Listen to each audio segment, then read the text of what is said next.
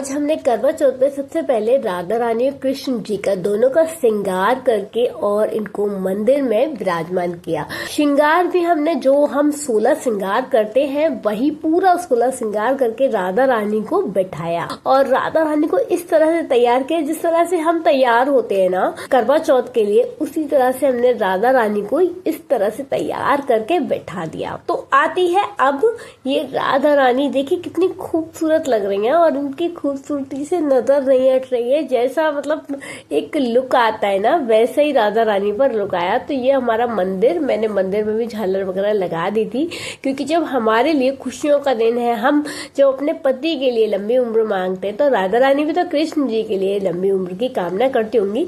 तो इसीलिए मैंने राधा रानी और कृष्ण जी को दोनों को तैयार करके मंदिर में बैठा दिया था पूजा करने से पहले।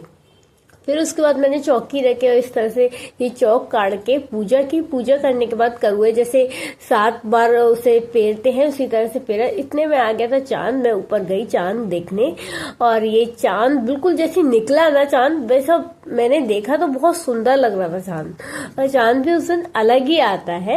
तो इस तरह से ये चांद को देखकर मेरे को मुस्कुराना सा आ गया क्योंकि बहुत तेज प्यास लग रही थी।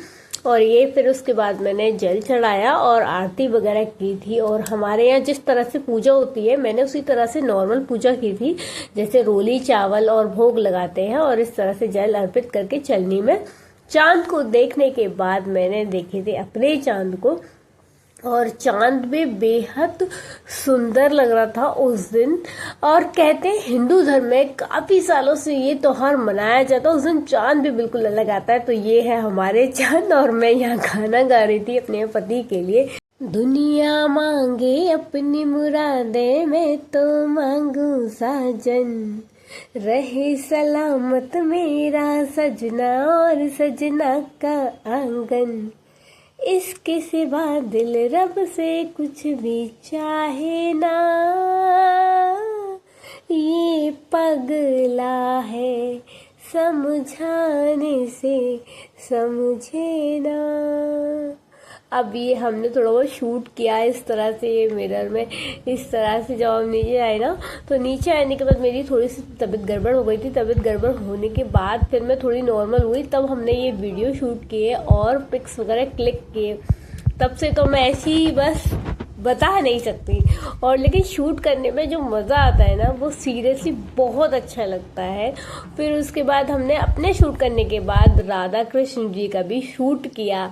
ये इस तरह से चलनी रखने के बाद हमने राधा कृष्ण का शूट किया। एक तरफ राधा रानी को रखा, एक तरफ कृष्ण जी को और बीच में चलनी रखी। इस तरह से राधा रानी ने कृष्ण जी को देखा, कृष्ण जी ने राधा रानी को देखा। फिर इसके साथ ही इन दोनों को थोड़ा नज़दीक भी किया चलनी को हटाने के बाद। तो इतना अच्छा लग रहा था देखने में ये मूवमेंट। सीरियसली अगर जो ऐसे मूवमेंट्स देखने को मिलते हैं ना तो वो बहुत ही खुश नसीब है। और मैंने इन लोगों के लिए गाना भी गाया, जैसे कृष्ण जी जब राधा जी के नज़दीक आए तो मेरे अंदर से ही अपने आप ऑटोमेटिकली निकला कि मैं ये गाना गाऊं।